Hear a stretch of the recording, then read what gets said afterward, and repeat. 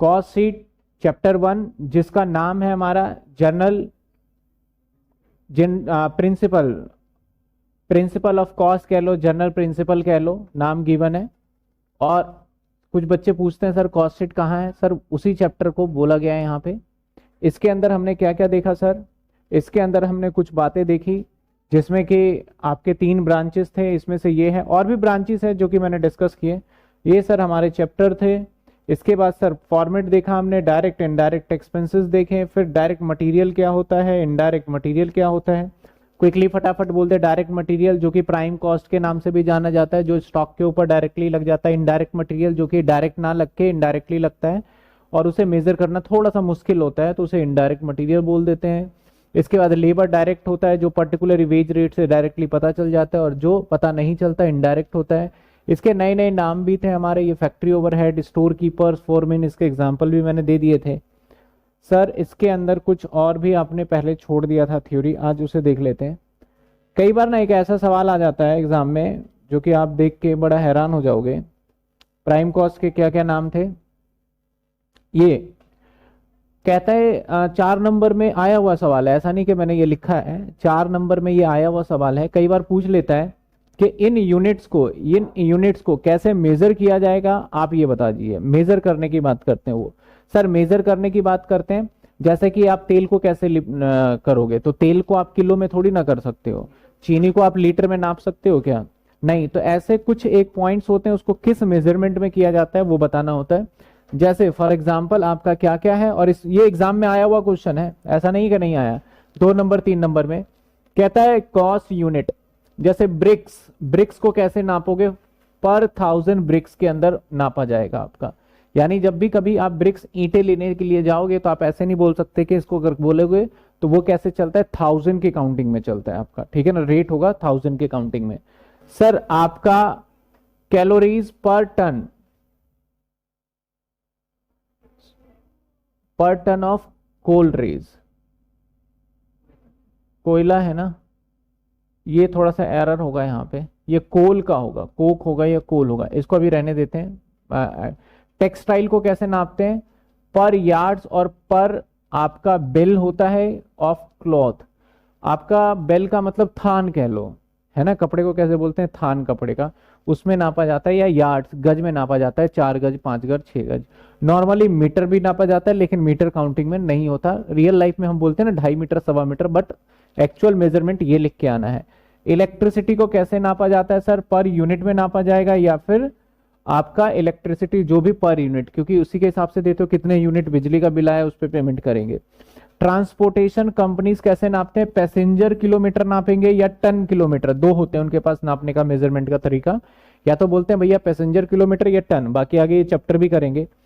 Steel mills कैसे नापते हैं, पर टन के हिसाब से नापते हैं, या 1000 आपका स्क्रूड होता है, उनका शीट होता है स्टील वालों का ना, बड़े बड़े शीट होते हैं, तो उसमें नापा जाता है आपका। इसके बाद बात करते हैं गैस को कैसे नापते हैं, क्यूबिक में नापा जाता है, क्यूबिक में। कार को कैसे होता है हमारा, यूनिट मैन्युफैक्चरिंग में। ऐसे निकल है हमारा पर स्क्वायर मीटर। इसके साथ साथ कुछ एक पॉइंट और है जिसके लिए मैं अलग से डाल दूंगा, जैसे कि ऑयल को किस में नापा जाता है, ऑयल को, तो ऑयल मैंने लिखा नहीं, देखते हैं कहीं आगे तो नहीं लिखा है, नहीं ऑयल नहीं लिखा, तो ऑयल को नापा जाता है बैरल में। बैरल होता है आपका कि आपका इतने बैरल लीटर, और एक बैरल लीटर में 100 लीटर होता है आई थिंक से, उसमें नापा जाता है। पेशेंट्स को कैसे नापोगे, पेशेंट्स को कैसे मेजर करोगे, बेड शीट में, क्योंकि पेशेंट्स क्या होता है, बेड शीट। होटल को कैसे नापोगे, होटल रूम में, ठीक है ना। तो ये कुछ मेजरमेंट के तरीके हैं जो कि आपको सीधा सीधा सवाल पूछेगा वो। इसके बाद सर हमने क्या देखा था, कॉस्ट शीट का फॉर्मेट देखा था, 6 बातों को याद रखना था। 6 बातें कौन सी थी सर, सबसे पहला बात था आपका प्राइम कॉस्ट, दूसरा था ग्रॉस फैक्ट्री कॉस्ट, तीसरा क्या था सर, तीसरा था net factory cost, cost of production good sold, cost of sold और प्रॉफिट। इसके बाद आगे चलते हैं सर, नोट में देखा था कि हमारा फैक्ट्री ओवरहेड में क्या क्या आता है, ये सारा हमने कर लिया था। फैक्ट्री ओवरहेड के बाद हमारा एडमिनिस्ट्रेशन और सेलिंग डिस्ट्रीब्यूशन भी हमने कर लिया। फिर से हमने कॉस्ट शीट को समझा, 5 हेडिंग था सर, एक प्राइम कॉस्ट था, एक ग्रॉस फैक्ट्री था, तीसरा नेट फैक्ट्री, चौथा कॉस्ट ऑफ प्रोडक्शन, पांचवा cost of goods sold, last cost of sales. इसके बाद फिर से हम आगे गए तो हमने एक सवाल किया था जो पूरा कर लिया था, इसके अंदर कुछ अजम्पशन भी लिए थे हमने, और अगेन ये रिपीट हो गया सवाल, इसको तो हटा ही देते हैं। फिर एक और सवाल हमने किया था यहाँ पे, उसके बाद फिर हमने कुछ इसमें पॉइंट समझा था, एक और सवाल हमने यहाँ पे किया, और इसके अंदर हमने ये भी समझा था कुछ फॉर्मूले जिसके अंदर हम प्रोडक्शन यूनिट निकालते हैं। इसके बाद फिर से इस यूनिट के बिहाफ पे सीखने के बाद एक और सवाल हमने किया, जबकि हमें नीचे से ऊपर अगर जाना पड़े तो किस हिसाब से ट्रीट करेंगे। उसके बाद एक और सवाल हमने किया और इसके अंदर भी हमने सॉल्व किया। अब ये क्वेश्चन मैंने बोल दिया कि भाई रिपीट हो गया था शायद, आई थिंक, है ना, क्योंकि 5 मशीन आवर रेट रिपीट हो गया, मैंने मना कर दिया इसको करने के लिए। होमवर्क में दिया था क्वेश्चन नंबर 8, तो बताइए कितने बच्चों ने ये क्वेश्चन नंबर 8 होमवर्क में किया है। अगर किसी का डाउट है तो डाउट बताइए। क्वेश्चन 9, 10, 12 करा दो सर, ठीक है, बिल्कुल कराने के लिए हैं, और 9, 10 आज इस चैप्टर को खत्म कर देंगे। तो क्वेश्चन नंबर 8 में कितने बच्चों का डाउट है, फटाफट लिख के दे दीजिए कमेंट में, और आपके भी बता दीजिए। क्वेश्चन नंबर 8,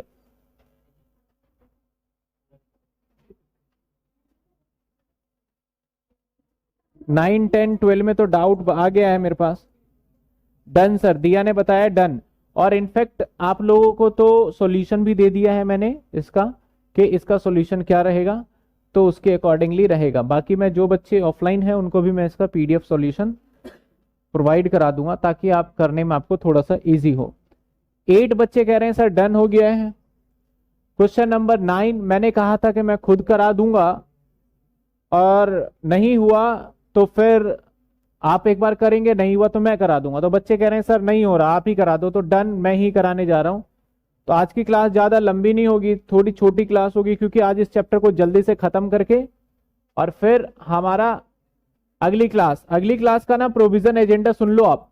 ये चैप्टर खत्म हो गया, अगली क्लास के अंदर मटेरियल शुरू होना है, और अगली क्लास थोड़ा सा टाइम रिवाइज कर रहा हूं, 6 बजे से 9 बजे तक की क्लास है अगली। कौन सी? आपकी जो अपकमिंग फ्राइडे है।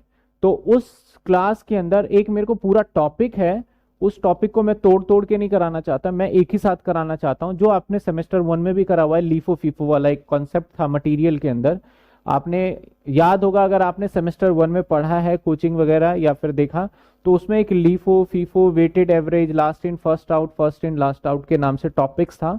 उस पूरे टॉपिक को ऑलरेडी आप कर चुके हो, तो 3 घंटे के सेशन में वो पूरा टॉपिक खत्म करो ना, एग्जाम में उसमें से 10 नंबर का सवाल पूछा ही पूछा जाता है लगभग।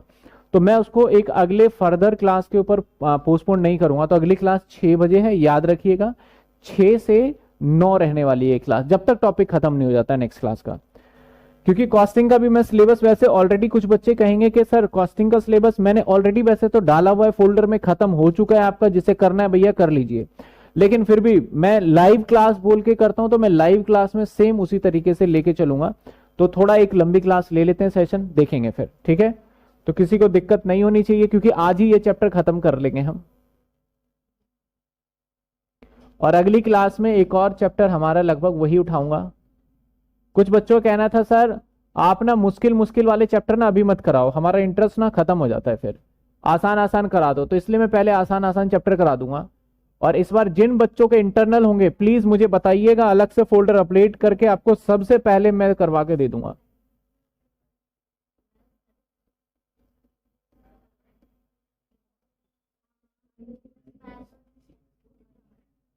चलिए सर, सबसे पहले देख लेते हैं सवाल में क्या कहता है। सवाल में कहता है the book of record of the Anand Manufacturing Company present of the following data for the month of August 2016। Direct labour कहता है सर 16,000 है, और कहता है जो डायरेक्ट लेबर 16,000 है that is 160% of factory overhead. यानी सर सबसे पहले हमारा क्या आता है, प्राइम कॉस्ट। सबसे पहले क्या आता है, प्राइम कॉस्ट। उसके बाद यहां पे WIP देख लें, है सर WIP, तो क्या आएगा हमारा, ग्रॉस आएगा, ग्रॉस फैक्ट्री। उसके बाद आएगा सर नेट फैक्ट्री। उसके बाद आएगा कॉस्ट ऑफ प्रोडक्शन, और उसके बाद आएगा कॉस्ट ऑफ गुड्स सोल्ड, और लास्ट में 2 स्टेप और रह गए ना, इसके बाद आएगा सर कॉस्ट ऑफ सेल, और उसके बाद आएगा सर सेल्स आ जाएगा। कहानी यहां पे खत्म हो जाएगी। इसको भी फॉर्मेटिंग में डाल देते हैं पहले ही।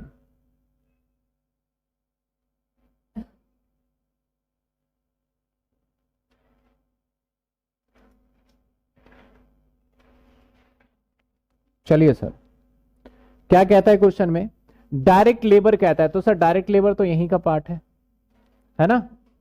डायरेक्ट लेबर,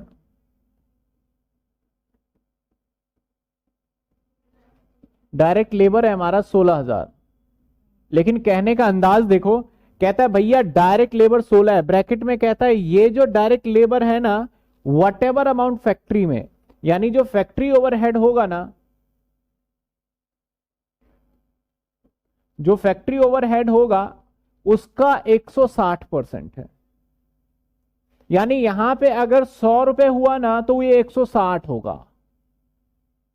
यानी जो डायरेक्ट लेबर दे रखा है वो बढ़ा के दे रखा है फैक्ट्री ओवरहेड से, कितना, 160%। तो निकालने का तरीका क्या रहेगा इसका, वेरी वेरी सिंपल। हम फैक्ट्री ओवरहेड में अगर निकालते हैं तो फैक्ट्री ओवरहेड निकलेगा हमारा 16,000 है, लेकिन 16,000 तो है नहीं, तो ये 160% के बराबर है। तो डिवाइडेड बाय 60 इंटू में 100 करेंगे, दैट इज आपका आ जाएगा, यानी ये 10,000 रहा होगा तब जाके ये 16 बनेगा। सर ये तो समझ में आ गया, अगर ये होता 15,000 तो कैसे करते हैं, तब भी मैं यही करता, 15,000 और डिवाइडेड बाय 160, यानी जितने परसेंट के बराबर है उसे क्या करते हैं सर, हम डिवाइड में कर लेते हैं। यहां तक आपको बात क्लियर हो जानी चाहिए। पहले बताइए किसी को इसमें डाउट 10,000 में, समझ में आया ये। Sir today my first class, from which books you are giving question.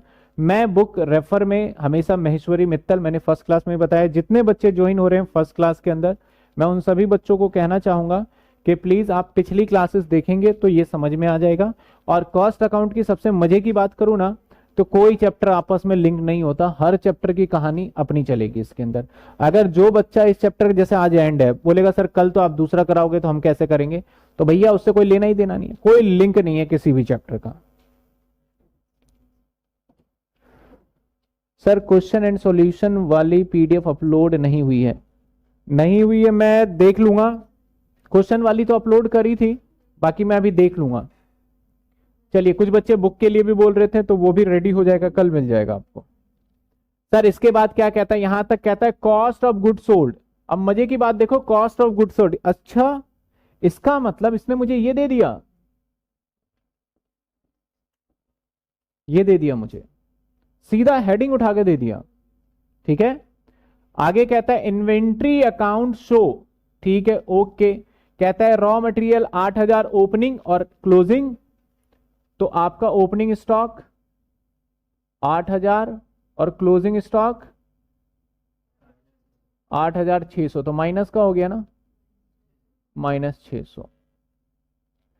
WIP यहां जाएगा, ओपनिंग स्टॉक WIP का कितने, 8,000 और माइनस क्लोजिंग WIP कितने, 12,000 -4।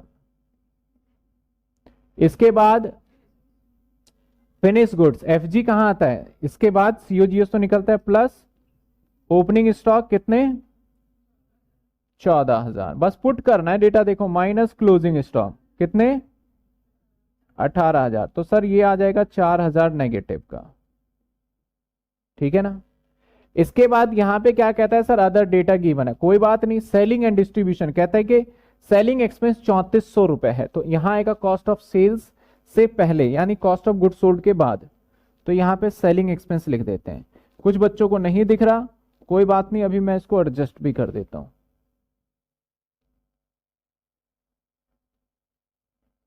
सेलिंग एक्सपेंस, सेलिंग एक्सपेंस कितना है सर, 34,000 रुपए, 3400, कोई बात नहीं 3400।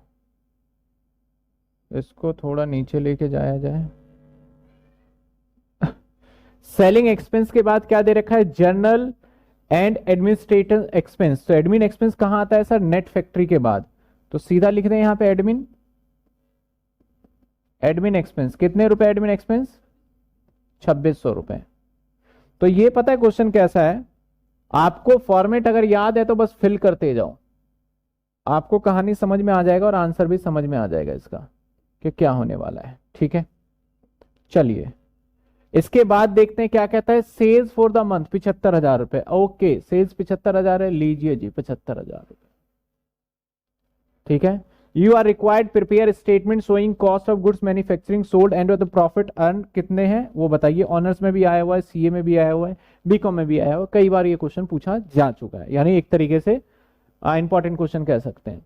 तो सर स्टेटमेंट को अब हमें प्रिपेयर करना है। इसने बोला कि required statement showing cost of goods manufacturing, मतलब कितने मैन्युफैक्चरिंग हुआ है कॉस्ट का, यानी प्राइम कॉस्ट भी पूछ रहा है एक तरीके से। हम नीचे से ऊपर चलेंगे। ठीक है, ये 56 है, ऑल्दो मैं इसके बाद जाऊंगा तो इसको अगर मैं प्लस करूं तो ये आएगा हमारा निकल के 56 और 3 कितने होते हैं, 56 और 3 59 400, और इन दोनों के बीच का डिफरेंस अगर ले लिया जाए कितने आ जाएंगे। एक तो प्रॉफिट तो निकाल ही लिया मैंने, प्रॉफिट तो निकाल लिया हमने, करेक्ट। अब आते हैं ऊपर, चलिए सर नीचे से ऊपर जाते हैं, ये आ गया। अब इसकी बात करते हैं, तो 56 में 4 जोड़ देंगे 60,000। मैं इसको नए मार्कर नए कलर से लिख लेता हूं ताकि आपको देखने में और समझने में आसानी हो। ये आ गया सर 60,000। अब और ऊपर जाएंगे तो ये आएगा, तो ये प्लस में तो माइनस करेंगे तो क्या आ जाएगा 57,400। और ऊपर जाएंगे तो यहां पहुंचेंगे 4,000 है तो 61,400। और ऊपर जाएंगे तो यहां पहुंचेंगे 10,000 है 51,400। और ऊपर जाएंगे तो यहां पहुंच जाएंगे तो कितना आ जाएंगे। तो ये है हमारा रॉ मटेरियल परचेज। मैं कैसे लिखूं इसको, थोड़ा नीचे कर दिया। ये हो गया हमारा क्या, required prepare statement showing goods manufactured, यानी रॉ मटेरियल परचेज। 36 अगर बोलते हो गुड्स मैन्युफैक्चरिंग में कितना खर्चा है तो ये आ जाएगा सर 51,400। लो जी, हमारा ये स्टेटमेंट बन के हो गया तैयार। आंसर वैसे दे रखा है, आपकी किताब जिसने ले रखी होगी किताब में भी ये क्वेश्चन है, आप चेक कर सकते हैं। मेरे ख्याल ये चौथे या पांचवें इलस्ट्रेशन के आसपास किताब में मिल जाएगा आपको। सर पिक में फुल स्क्रीन शो नहीं हो रहा, ओके नाउ देखिए चेक करिए। क्लियर क्वेश्चन, मिला ऑनर्स के बुक में कौन से नंबर पे, इधर होगा कोने की साइड होगा, 160% लिखा होगा। इस साइड देखो, इस साइड, हाँ यही तो नहीं है। एम एन अरोड़ा, बुक दोनों सेम ही है लेकिन मैं महेश्वरी मित्तल को फॉलो करूंगा। मैनेजमेंट में मैं एम एन अरोड़ा लेके चलता हूं, बुक में क्वेश्चंस आगे पीछे हुए पड़े हैं। 21, हाँ चल जाएगी, मिल गया। आंसर चेक कर लीजिए। क्लियर, किसी को डाउट।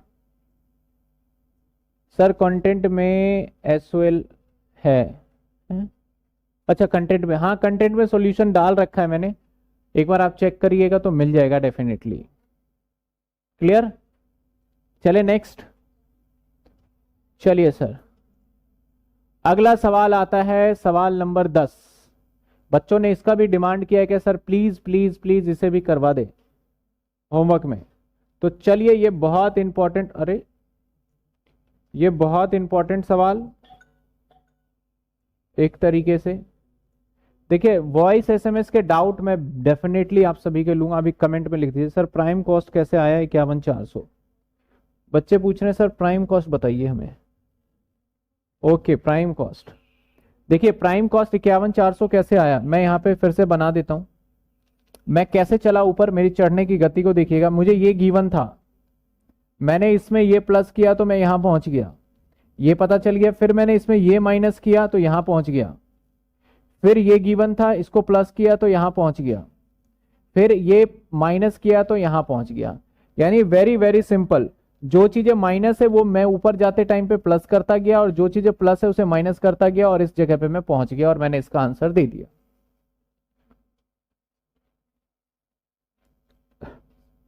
नेक्स्ट सवाल करते हैं।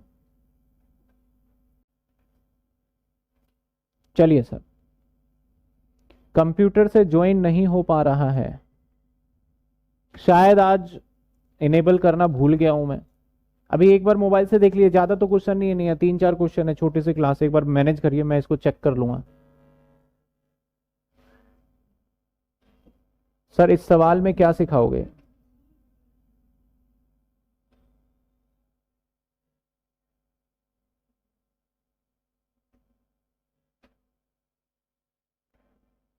चलिए सर, सवाल नंबर 10।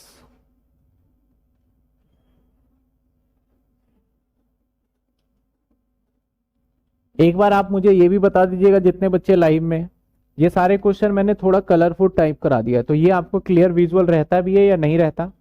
क्योंकि पहले वाले व्हाइट वाले थोड़े से बच्चे बोलते थे समझ में नहीं आ रहा है, दिखने में दिक्कत थी। तो आप एक बार बता दें कमेंट में कि ये विजुअल है या नहीं है। Sir manufacturing cost raw material purchase करते हैं, हाँ बिल्कुल, परचेज को ही मैन्युफैक्चरिंग कॉस्ट, बेसिकली क्या होता है, प्राइम कॉस्ट को ही मैन्युफैक्चरिंग कॉस्ट कहते हैं। चलिए सर, क्या दे रखा है, मटेरियल यूज इन मैन्युफैक्चरिंग 5500 रुपए। तो पहले हेडिंग लिख लें हम, सबसे पहला हेडिंग प्राइम कॉस्ट। अब देखते हैं सर, ग्रॉस लिखे नेट, WIP तो है नहीं इसमें, तो क्या आ जाएगा हमारा, फैक्ट्री कॉस्ट। इसके बाद क्या आ जाता है सर, कॉस्ट ऑफ प्रोडक्शन।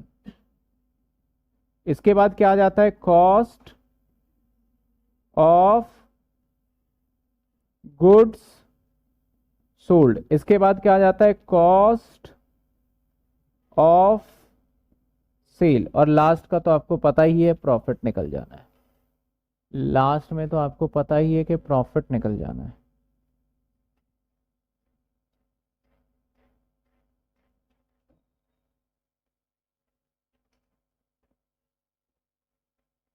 एक तो थोड़ा कलरिंग का ना, अब ठीक है। चलिए सबसे पहले manufacturing cost,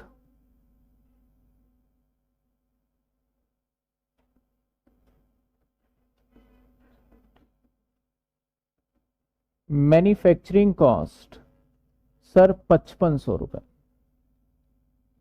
material use in packing material, अब बात करिए पैकिंग कहां होता है, फैक्ट्री के अंदर, तो मैं यहां पे फैक्ट्री कॉस्ट वर्किंग नोट लिख दूंगा, क्योंकि ना मैं फैक्ट्री ओवरहेड, कॉस्ट नहीं फैक्ट्री ओवरहेड, क्योंकि यहां पे मैं जगह थोड़ा सा हो जाता है तो मैं लिख रहा हूं।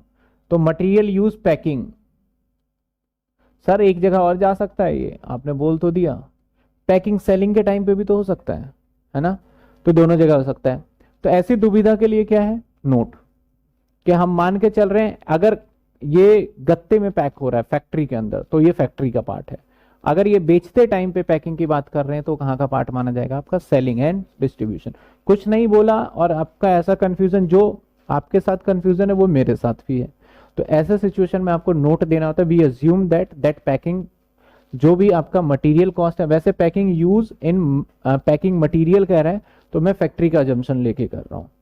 Material use in selling, material use in selling the product, तो सर ये मटेरियल यूज हुआ है पैकिंग में, फैक्ट्री में डाल दिया, मटेरियल यूज मैन्युफैक्चरिंग में यहां डाल दिया, और सेलिंग में अलग से बता दिया, अब दुविधा खत्म है ना। सेलिंग एंड डिस्ट्रीब्यूशन, तो सर सेलिंग एंड डिस्ट्रीब्यूशन की बात करें तो packing, packing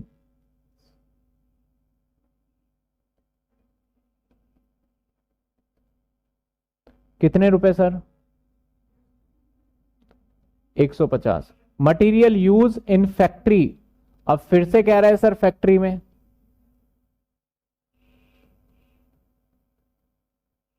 75। Material use in office, admin expense, कितने रुपए, 125 रुपए। Labour required in production, production में लेबर रिक्वायर्ड है तो यहां पे आएगा, कितने रुपए का लेबर है, 1000। लेबर दो तरीके का बताया था, एक प्रोडक्टिव एक अनप्रोडक्टिव। तो प्रोडक्शन में तो प्रोडक्टिव लेबर है तो यहां आ जाएगा। Labour required supervision of the management of the factory, तो फैक्ट्री ओवरहेड में आ जाएगा ये लेबर, क्योंकि फैक्ट्री का सुपरविजन के लिए मैनेजमेंट के लिए 200 रुपए। एक्सपेंस डायरेक्ट फैक्ट्री 500 रुपए, डायरेक्ट एक्सपेंस है। इसके बाद एक्सपेंस इनडायरेक्ट फैक्ट्री ओवरहेड आ जाएगा, कितने रुपए। इसके बाद एक्सपेंस ऑफिस 100। इसके बाद डेप्रीशिएशन ऑफिस बिल्डिंग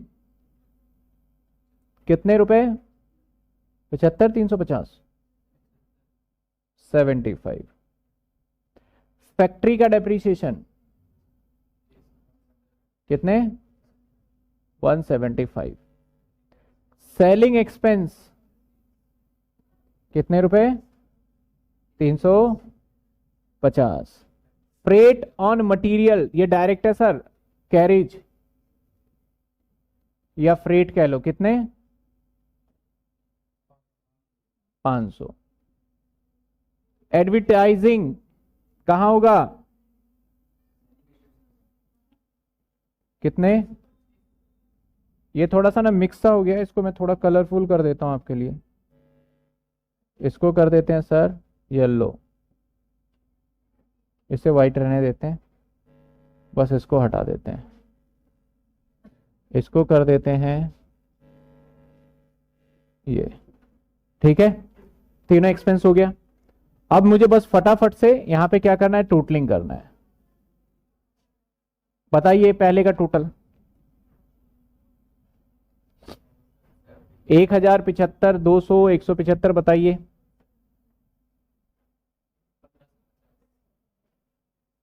1550। तो factory overhead, sir factory overhead देखना है तो वर्किंग नोट नंबर 1 में जाइए आप, 1550। फैक्ट्री ओवरहेड के बाद हमारा आ जाएगा admin, admin expense, admin overhead कितने आ जाएंगे, 500, 600, 625 देखना है। ओके ओके ओके ओके, 375 देखना है तो जाइए working note number 3। Cost of production के बीच में जो आता है, यहां पे आता है हमारा opening stock, that is 0, closing stock, that is 0। अब आ जाता है यहां पे सेलिंग एक्सपेंस, सेलिंग एक्सपेंस जो कि आया 600 देखना है तो वर्किंग नोट नंबर 2 में जाइए। समझ में आया ये कैसे किया मैंने, आप एग्जाम में ऐसे कर सकते हैं। लास्ट वाली लाइन के लिए, assume that all product manufacturing are sold, सब बेच दिया गया। Sold selling price obtain 25% on selling price, कहता है कि भैया हमने सारा बेच दिया, पहले निकाल तो लो कितना होता है, तो ये चेक करते हैं। तो 6, 7, 7500, 325 एडमिन, सही सही बताओ। तो ये 6000, 7500 और ये हो जाएगा 15, 8000, बताओ कितना होगा, 8050।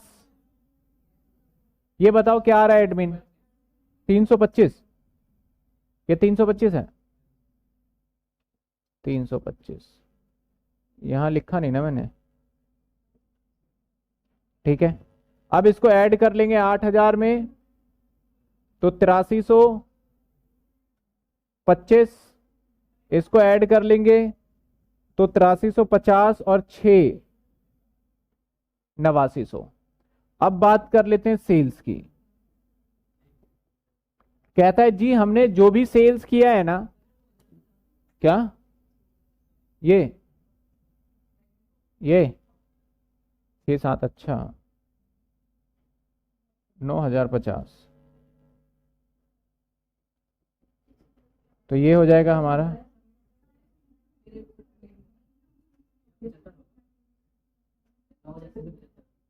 ये 75,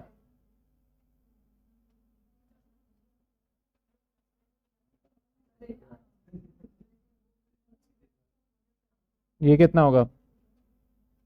9406, 10,000। कहता है कि एज्यूम दैट प्रोडक्शन सेल हो गया 25% ऑफ द सेलिंग प्राइस। अब ध्यान दीजिए, यानी कहता है जो भी हमारा यहां पे होगा प्रॉफिट, वो प्रॉफिट कितना होगा? 25%। किसका 25% होगा सर? सेल्स का। 25% किसका होगा हमारा? सेल्स का। लेकिन सेल्स तो पता नहीं है, ठीक है ना? तो आपको दो तरीके हैं, आप फॉर्मूला लगा लीजिए सीधा। Sales is equal to cost plus में प्रॉफिट। सेल्स नहीं पता एक्स, कॉस्ट पता है आपको 10,000, और प्रॉफिट इसका 25% है, तो एक्स बाय क्या आ जाएगा? 4। इसको जब आप सॉल्व करेंगे तो 3x by is equal to 4,000 divided by 3, कितने आ गए? पॉइंट में आ गया। कितना है पॉइंट में? 13,300। तो ये आ गया 13,333, और ये आ गया 3,333 का प्रॉफिट। अगर ये कहता है ना ऑन कॉस्ट, तो मैं इसी के ऊपर सीधा 25% ऐड कर लेता। और बकायदा ऐसे परसेंटेज के लिए टेबल आपको पता होना चाहिए। हालांकि अगर मैं बताऊं तो यहां पे 4 चीजें आपको ध्यान में रखना होता है परसेंटेज के टर्म्स में, कि जो प्रॉफिट है वो सेल्स पे है या फिर प्रॉफिट कॉस्ट पे है। इसको मैं एक बार करके दिखाता हूं, समझिएगा बात को। यानी सर प्रॉफिट वाला जो पंगा है ना, इसमें क्या दिक्कत आता है? मान लेते मैंने आपको दिया सेल्स 100 रुपए, और मैंने जीपी दे दिया आपको 10%, और मैंने पूछा जी कॉस्ट बताइए। तो कैसे निकालोगे सर? फॉर्मूला यही रहेगा, sales is equal to cost plus में जीपी। तो सेल्स हमें पता है 100 रुपए, कॉस्ट नहीं पता सर, यही तो निकालना है। और जीपी पता है सर कितने पे? 10%। कुछ नहीं बोला यहां पे, तो आप मानोगे 10% सेल्स पे, तो दैट इज 10। तो बड़ी सिंपल सी बात है, इधर उधर करके आप जो भी करके आप निकाल लोगे क्या? 90 रुपीज, ठीक है ना? दूसरा केस देखिए, मैंने कहा सेल्स 100 रुपए, और जीपी कहा मैंने ऑन कॉस्ट 25%। आप कॉस्ट निकालिए। तो सर यहां पे अगेन फॉर्मूला जो पुट करेंगे, क्या निकालेंगे? Sales is equal to cost plus GP. Sales पता है 100 रुपए, कॉस्ट नहीं पता एक्स। जीपी किस पे कहता है सर? जीपी कहता है कॉस्ट पे। तो अब एक्स का 25 यानी एक्स बाई 4, इसको सॉल्व करेंगे तो 5x/4 इज इक्वल टू 100, और x की वैल्यू सॉल्व करेंगे तो आ जाएगा हमारा 80 रुपीज, ठीक है? यानी आप इन दोनों सवाल को पहले आप देखिए, इन दोनों सिचुएशन को देखिए। एक बार तो मैंने ऐसा कुछ एक्स वैक्स वाली कहानी नहीं करा, और एक बार मैंने एक्स वैक्स वाला कहानी कर लिया, जैसे इसमें नहीं किया और इसमें मैंने करा है। यहां पे सेल्स दे रखा है सर, यहां भी सेल्स दे रखा है, यहां पे जीपी दे रखा है, यहां भी जीपी दे रखा है। फर्क है, यहां पे जीपी किस पे है? सेल्स पे है, और यहां पे जीपी किस पे है? कॉस्ट पे। तो जब कॉस्ट पे होगा फॉर्मूला अप्लाई करिए, जो चीजें मिसिंग है उसको एक्सलेट करके फटाफट आप कर सकते हैं। इसका शॉर्टकट भी बता देंगे अभी। सर इसके बाद देखा जाए तो अगर मुझे कॉस्ट मैं आपको दे दूं 100 रुपए, और मैं जीपी कहूं ऑन कॉस्ट, मान लो मैंने कहा 25%, तो आप मुझे सेल्स निकाल के बताइए क्या होगा।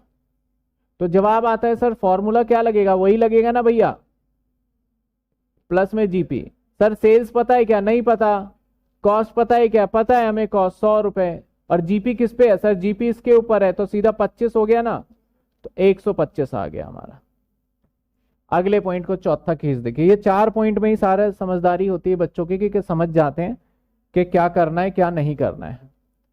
मान लो मैंने यहां पे कॉस्ट दिया आपको, और कॉस्ट दैट इज 100, और जीपी ऑन सेल्स दे दिया मैंने, दैट इज 20%। सर आप निकालिए क्या सर, सेल्स निकालिए। फॉर्मूला लगाओ क्या, sales is equal to cost plus में जीपी। सेल्स पता है क्या, नहीं पता। कॉस्ट पता है, जी पता है। जीपी किसकी बात कर रहा है, सेल्स पे, तो x बाय 5। इधर सॉल्व करेंगे तो आप माइनस कर देंगे तो ये आ जाएगा हमारा 4x बाय 5। पूरा सॉल्व करेंगे तो इज इक्वल टू 100। x की वैल्यू जब आप सॉर्ट आउट करेंगे ना, आप इसे आराम से घर पे ना जैसे कि नोट करेंगे तो डेफिनेटली चेक कर लीजिएगा एक बार, मैं जल्दी जल्दी कर रहा हूं यहां पे। इसको करेंगे तो ये आ जाएगा सर आपका x का वैल्यू 75 रुपीज आ गया। अब घुमा फिरा के एग्जामिनर के पास ना एक ही बातें हैं जो कि एग्जामिनर पूछता है। हाँ, अच्छा 125 आ रहा है। घुमा फिरा के एग्जामिनर एक ही बात पूछता है। अच्छा सेल निकाला है ना। क्या पूछता है सर घुमा फिरा के एग्जामिनर, एक ही बात। एक बात वो होता है,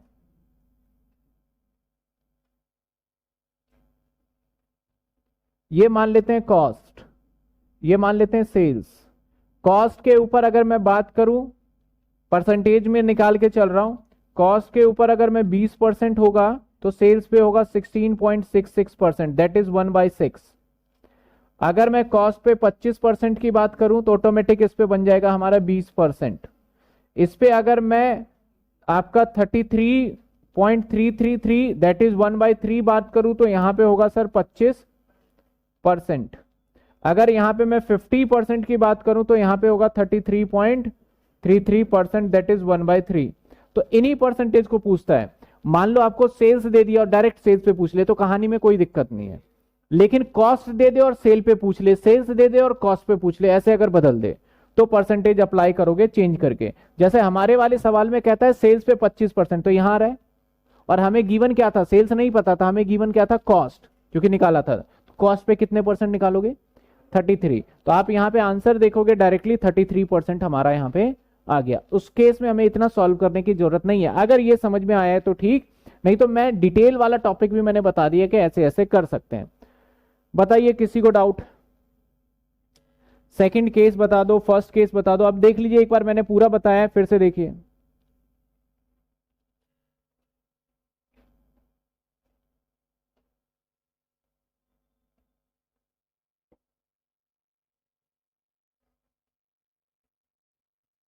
सर परसेंटेज कैसे निकाली है, ये परसेंटेज ना फिक्स है, मैंने पहले एक बार प्रैक्टिस करके, एग्जामिनर ऐसे पूछेगा तो इसका ऐसे आंसर होगा, वो मैंने लिख के याद कर लिया है। तो ऐसे ही आपको याद कर लोगे तो थोड़ा कैलकुलेशन इजी हो जाएगा। जैसे मुझे याद था वहां के 25 है तो 33 होगा, लेकिन मैं डायरेक्ट 33 कहता तो आप परेशान हो जाते। अब मैंने बता दिया 33 कर लो या फिर एक्स सेलेक्ट करके कर लो आप। हिना केस 2 क्लियर है आपका, आयुष आपका क्लियर है, तो आगे बढ़े हम।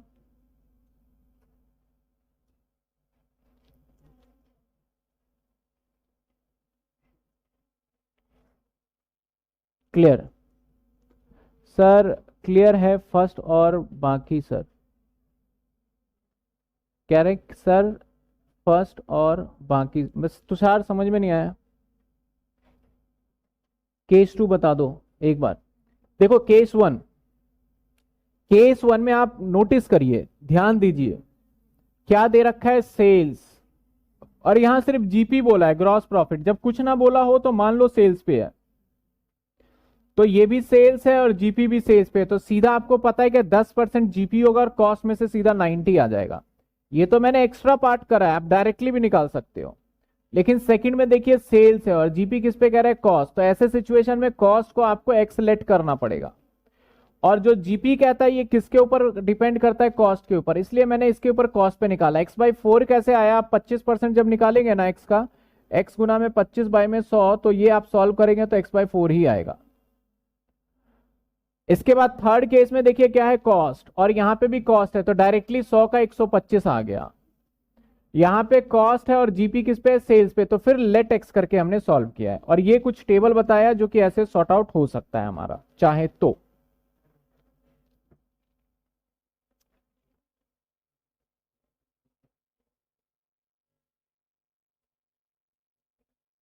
ओके सर इससे भी सिंपल 1/5 जीपी।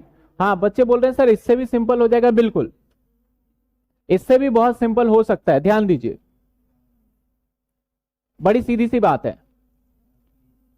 सेल्स भैया है ये, और ये है कॉस्ट भैया। अगर मैं बात करूं तो सेल्स से ऊपर जाएगा कॉस्ट, और इसके बीच में होगा जीपी भैया,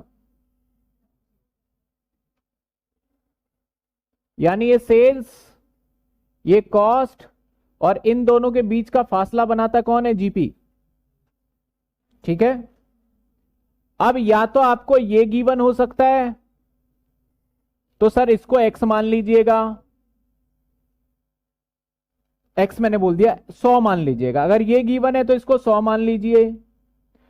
अगर आपको ये गिवन है तो इसको 100 मान लीजिए। पहले ये बस बात को समझिए। अब अगर आपको नीचे से ऊपर जाना है तो प्लस होना पड़ेगा, और ऊपर से नीचे आना है तो माइनस होना पड़ेगा। बड़ी बेसिक सी बात है, ठीक है। लेट अज्यूम मैंने कहा कि मेरा सेल्स 10,000 है और मेरा जीपी ऑन कॉस्ट है, और वो जीपी ऑन कॉस्ट कितने परसेंट है सर, 25%। मैंने ये बोला, वैसे तो डायरेक्टली भी हो जाएगा, 20 निकाल के कर दोगे आप। अब देखते हैं, हमारे पास सेल्स गिवन है तो 100 किसको मानना है, कॉस्ट को।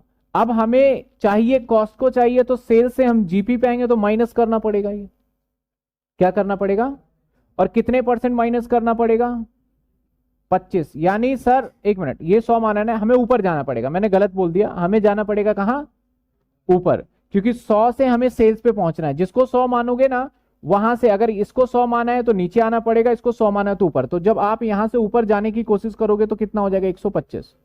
तो सर इसको सॉल्व करने के लिए क्या करोगे, डिवाइडेड बाय 125। जो भी ये सॉल्व करके आएगा ना 125, और यहां कर क्या करोगे 25, दैट इज आपका आ जाएगा ये।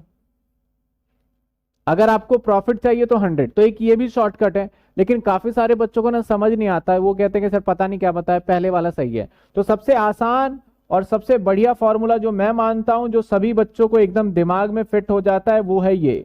अब अपने आप से एक्स मानिए और कर लीजिए, ठीक है ना। शॉर्टकट पे जाने की अगर नहीं आ रहा है समझ में तो बाकी हाँ, जितना प्रैक्टिस करेंगे ना आप 10 तरीके का शॉर्टकट निकाल सकते हैं इसमें, और वो ऐसा नहीं कि गलत होगा, वो ठीक ही होगा।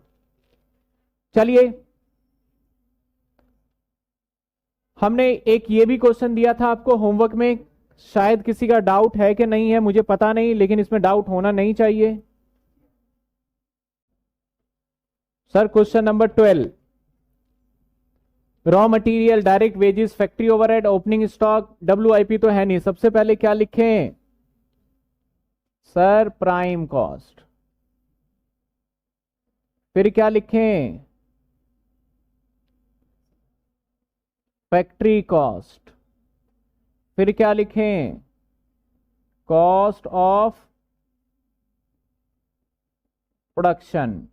फिर क्या लिखें, कॉस्ट ऑफ गुड्स सोल्ड। और फिर लिखेंगे कॉस्ट ऑफ सेल्स, और लास्ट में लिखेंगे सर सेल्स। इसको थोड़ा एडजस्टमेंट कर देते हैं।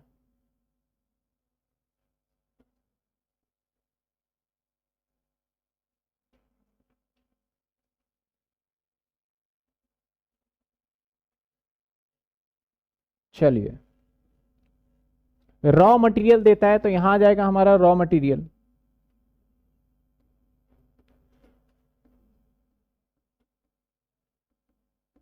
Sir raw material 6,000। Direct wages देता है 5,000।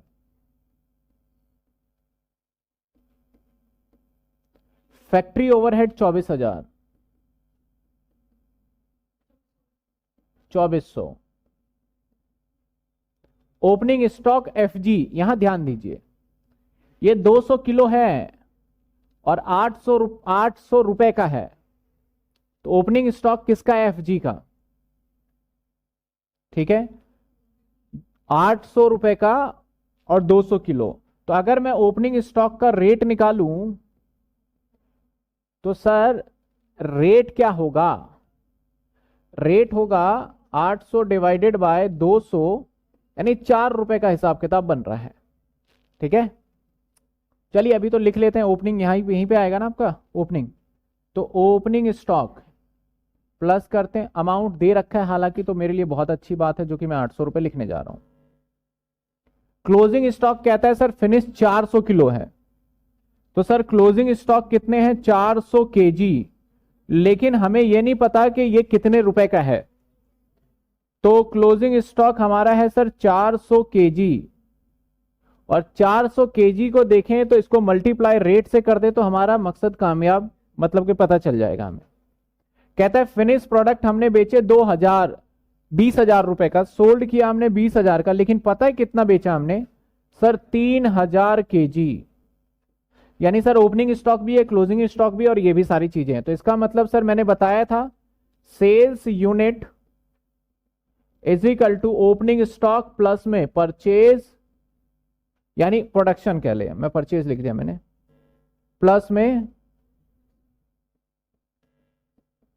Minus closing. तो सर सेल्स पता है सर 3,000, ओपनिंग पता है सर 200, प्रोडक्शन नहीं पता, माइनस क्लोजिंग पता है सर 400। यहां से जब हम इसको सॉल्व करेंगे तो 200 माइनस यानी 2800 केजी क्या आ जाएगा हमारा? यही आएगा ना, 2800 केजी आ जाएगा प्रोडक्शन। हाँ 3200 आएगा, अच्छा 3200 आ जाएगा, ओके, प्लस हो जाएगा इधर आके ना, तो 3200 आ जाएगा। सर यहां प्राइम कॉस्ट की बात करें तो प्राइम कॉस्ट 11,000, फैक्ट्री कॉस्ट की बात करें तो 13,400। सर एडमिन नहीं है क्या? एडवर्टीजमेंट है, प्रॉफिट डिजाइड 30% ऑन सेल, बात खत्म, एडमिन है ही नहीं। लो 13,400, तो यानी सर 13,400, आप 3200 किलो जब आप बना रहे हो तो आपका खर्चा हो रहा है 13,000, तो आप बताइए 1 किलो का कितना खर्चा आएगा? तो आप कैसे निकालेंगे सर? 13,400 डिवाइडेड बाय 3200, कितने आ रहे हैं बताइए?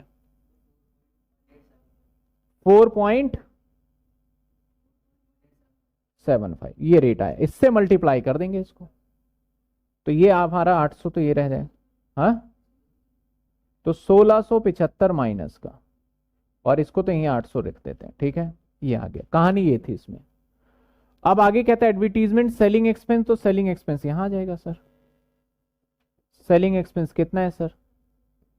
1475, इनको जोड़िए घटाइए, कॉस्ट ऑफ सेल्स आएगा, जोड़िए घटाइए जो भी करना है, 11,000, और नीचे कहता है प्रॉफिट सेल्स पे 30%, तो 30% कितना होगा प्रॉफिट? और ये अगर आप जोड़ते भी हैं तो ये आएगा कितना हमारा? 14,000, 13, ये तो गड़बड़ हो गई, प्लस किया आपने। कहता है कि profit desire is 30% on sales. 30% sales का मतलब सेल्स 6,000 है, 20,000 है, 6,000 होना चाहिए, तो ये 14 होना चाहिए, कहीं गड़बड़ी करिए, चेक करिए फटाफट। 6 5 11 2400, 13,400 पे 800 हम प्लस कर देते हैं और माइनस कर देते हैं, ये सही करा नहीं यहाँ पे, प्लस माइनस।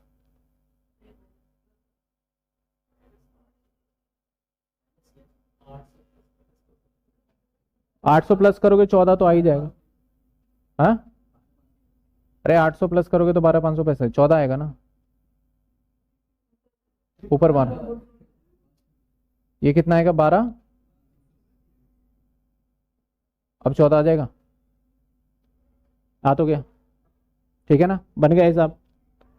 तो जो उसने बोला था, हालांकि प्रॉफिट निकालने को बोला गया था, ये रेट ना किसी काम का नहीं था, नहीं देता तब भी निकाल लेते हैं। ये था हमारा सवाल नंबर 12।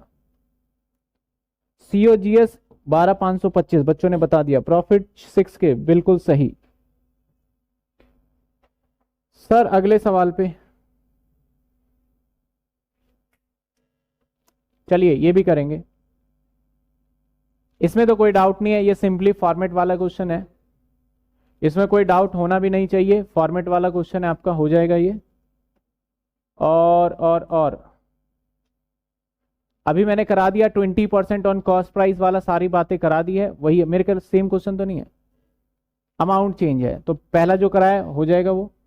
बस मेरा एक टारगेट रह गया लास्ट ये क्वेश्चन कराना, ठीक है, तो लास्ट क्वेश्चन करते हैं। चलिए सर, सर ओपनिंग में 4 और क्लोजिंग में 4.18, ऐसा डिफरेंस क्यों भाई? डिफरेंस आता है ना, पुराने टाइम पे लेबर 5 रुपए लिया करता था, तो कल बनाया था लेबर ने 5 रुपए, आज लेबर 6 रुपए के हिसाब से काम कर रहा है, तो उस वजह से क्लोजिंग स्टॉक में डिफरेंस आ जाता है।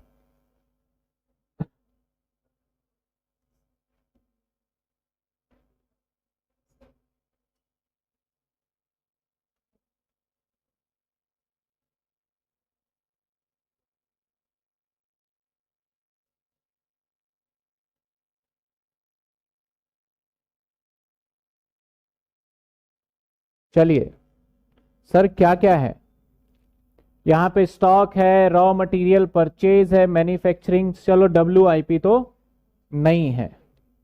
सबसे पहला प्राइम कॉस्ट, दूसरा फैक्ट्री कॉस्ट, तीसरा कॉस्ट ऑफ प्रोडक्शन, चौथा क्या होगा? कॉस्ट ऑफ गुड्स सोल्ड, पांचवा क्या होगा? कॉस्ट ऑफ सेल्स, और लास्ट सेल्स, जो हमने पहले ही सीख रखा है। तो आप चैप्टर देखेंगे, चैप्टर इतना मुश्किल नहीं है, ये मुश्किल बोलना बेकार है इस चैप्टर को।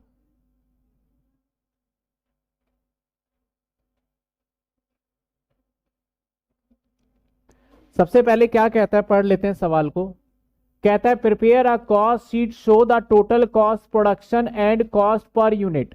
अच्छा सर, यहां पे प्रोडक्शन भी बताना है और कॉस्ट पर यूनिट भी बताना है, कोई बात नहीं।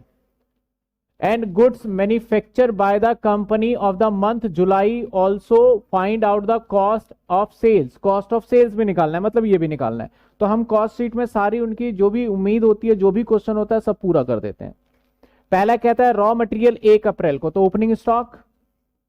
सर रॉ मटेरियल का ओपनिंग कितने का? 3000, कलर चेंज।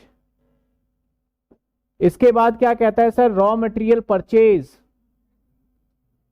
परचेज कितने का? 28,000। इसके बाद कहता है raw material at the end minus closing stock कितने का? 4,500, ये माइनस का हो जाएगा, है ना। मैंने ऊपर नीचे कर दिया, ऐसा कोई फर्क नहीं पड़ता। मैन्युफैक्चरिंग वेजेस यहीं आएगा, इसको नीचे लेके आओ। मैन्युफैक्चरिंग वेजेस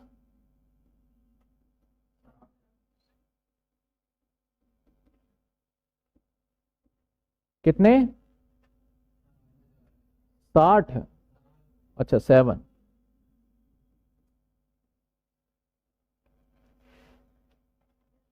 इसके बाद डेप्रीसिएशन ऑन प्लांट, कहां? फैक्ट्री में। तो मैं यहां लिख लेता हूं एडमिन, सॉरी फैक्ट्री ओवरहेड। यहां वर्किंग नोट बना लेते हैं, फैक्ट्री ओवरहेड डेप्रीसिएशन पहला पार्ट सर कितने रुपए हैं? 1500। Loss on sale of plant, plant के ऊपर हमारा क्या हुआ है? लॉस हुआ है। तो सर यहां पे दो तरीके के लॉस हो सकते हैं, या हो सकता है इसको एबनॉर्मल लॉस मानिए या मानिए नॉर्मल लॉस। तो जो भी हमारा लॉस होगा प्लांट पे, हम अगर ये एबनॉर्मल हुआ तो ये कॉस्ट शीट का पार्ट ही नहीं होता हमारा, ठीक है ना। ये हमारा फाइनेंशियल का खर्चा होता है और P&L का पार्ट माना जाता है। लेकिन यहां पे आप ऐसा भी मान सकते हो कि अगर ये नॉर्मली होता रहता है इस तरीके का, तो यहां ऐड ऑन कर सकते हो। मैं अभी इस पे स्टार बना देता हूं, बाद में थोड़ा और डिटेल में बात करेंगे। फैक्ट्री रेंट, रेंट कितने हैं? 3,000। ऑफिस रेंट तो एडमिन रेंट कितना है? 500। जनरल एक्सपेंस कहां जाएगा?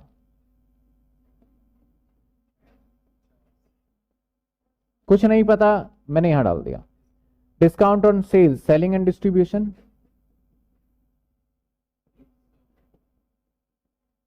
कितने?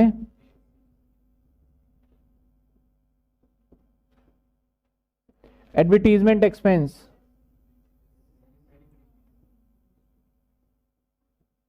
कितने? इनकम टैक्स हमारा फाइनेंस का पार्ट होता है, इसको नहीं लेंगे, इग्नोर करेंगे इसको। The number of unit produce, जुलाई में 3000 यूनिट किया है। तो एक बार मैं फिर से फाइनेंस के खर्चे आपको याद दिला देना चाहता हूं कि हमने किए थे ये।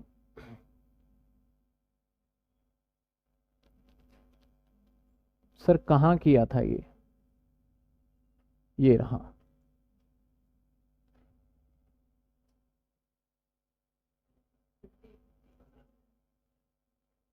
नहीं 12 पे भी है,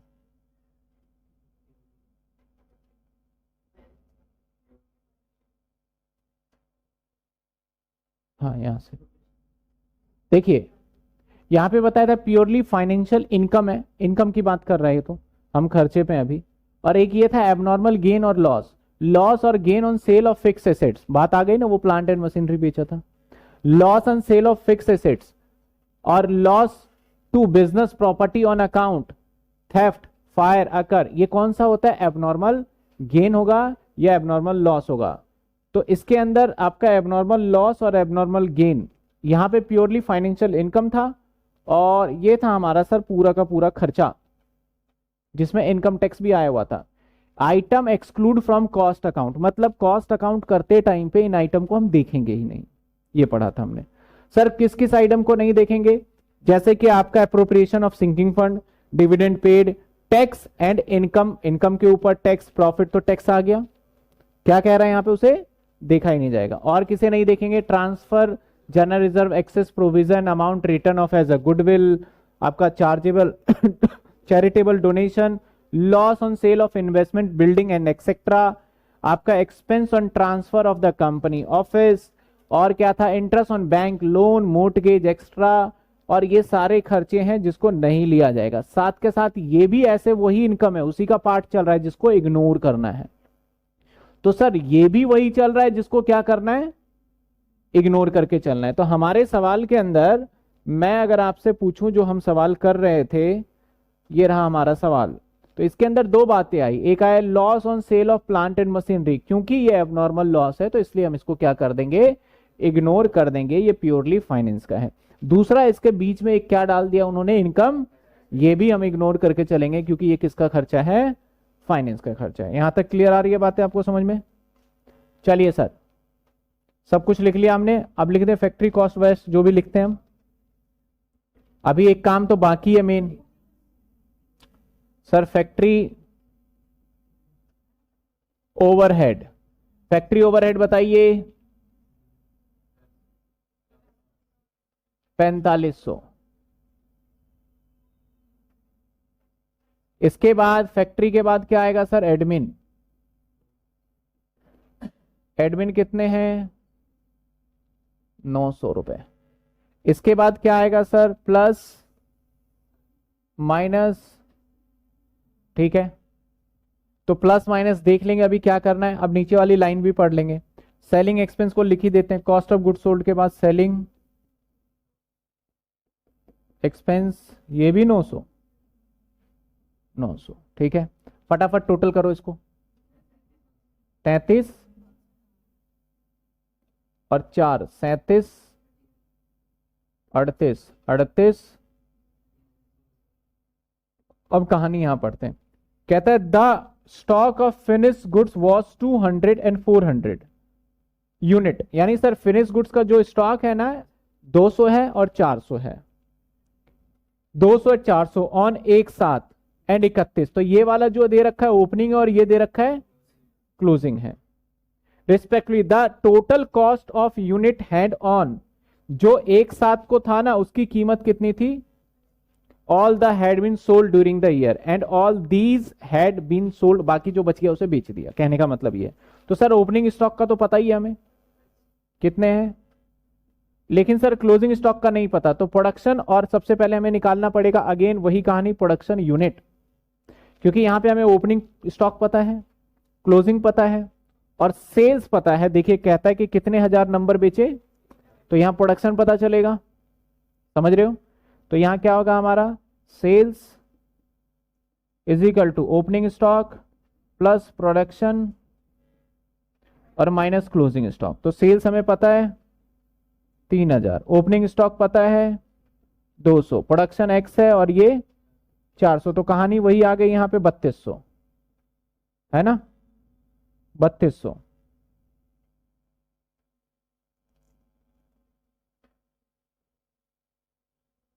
कहानी वही आ गई, 3200 रुपए हमारा निकल गया क्या सर, प्रोडक्शन। अब 3200 यूनिट का खर्चा आ रहा है हमारा 38900, 3200 यूनिट का, तो पर यूनिट कॉस्ट क्या होगा, 38900 डिवाइडेड बाय 3200, बताइए क्या आ रहा है, हाँ 12.16,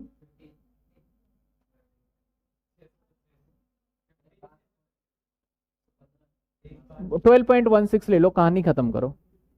तो अब यहां पे जो आएगा ना क्लोजिंग स्टॉक, वो आएगा 400 इंटू में 12.16, आप पूरा मल्टीप्लाई कर लो उसे, बताओ क्या बनता है,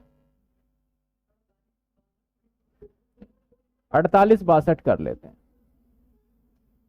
अब इसे करिए add,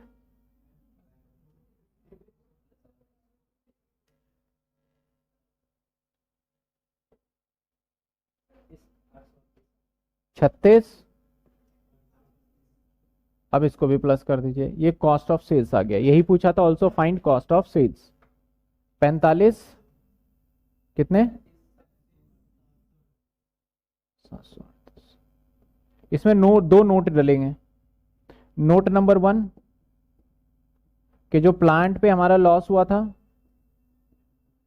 taken as abnormal loss not consider in the cost sheet. Note number 2, income tax हमारा फाइनेंस का खर्चा है इसलिए यहां पे नहीं लिया गया। इसका आंसर अगर उसे आप नॉर्मली मानते हो ना प्लांट का, तो वहां पे देखो आंसर क्या बदलाव होगा।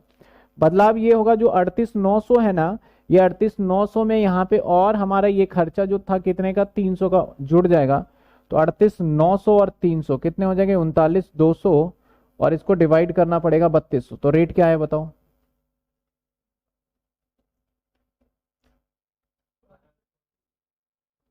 25, 12.25। तो ऐसे सिचुएशन में 12.25 से इसको मल्टीप्लाई कर देंगे हम, और फिर यहां जो आएगा वो कहानी कुछ और आएगा, 25 से बिल्कुल एग्जैक्ट नंबर आ जाएगा। तो हमें नंबर पे नहीं जाना, जो हमने किया उसको क्या डाल दिया हमने, नोट डाल दिया। क्वेश्चन में कहता था कॉस्ट शीट बनाइए, आपका production cost per unit goods manufacturing by the company month July, तो पर यूनिट भी निकालना है, तो जो मैन्युफैक्चरिंग किया है, तो यही मैंने निकाल तो दिया, पर यूनिट क्या था ये मैन्युफैक्चरिंग का। 12.16 भी हो सकता है, 12.25 भी हो सकता है, डिपेंड ऑन कि आप उस 300 को क्या मानते हैं। 3000 यूनिट प्रोडक्शन की है, बच्चे कह रहे हैं सर प्रोडक्शन की यूनिट 3000 यूनिट है, मैंने गलत पढ़ लिया नंबर, अरे गड़बड़ करवा दिया, सब गलत।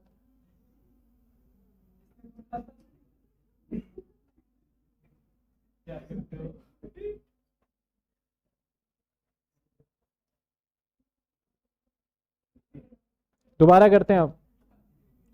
सर प्रोडक्शन दे रखा है तो सेल्स यूनिट नहीं पता था, तो प्रोडक्शन कितने यूनिट है, 3000। अब सेल्स तो वैसे भी नहीं निकलना, प्रोडक्शन 3000 यूनिट दे रखा है, कॉस्ट कितना आ रहा है हमारा 38900 डिवाइडेड बाय 3000। अब निकालो कॉस्ट क्या है, एक कॉस्ट ये आएगा, क्या आया 12.96, और एक कॉस्ट ये भी आ सकता है 39200, वैसे ये होगा नहीं 3000, क्या आया ये 06, ये तो अजम्पशन के ऊपर है, मैं 12.96 ले रहा हूं, ठीक है 12.96, सबको काटो अब, तो ये होगा सर 400 इंटू 12.96। अब बताइए 85 कर दे, 51 85, अब बताइए।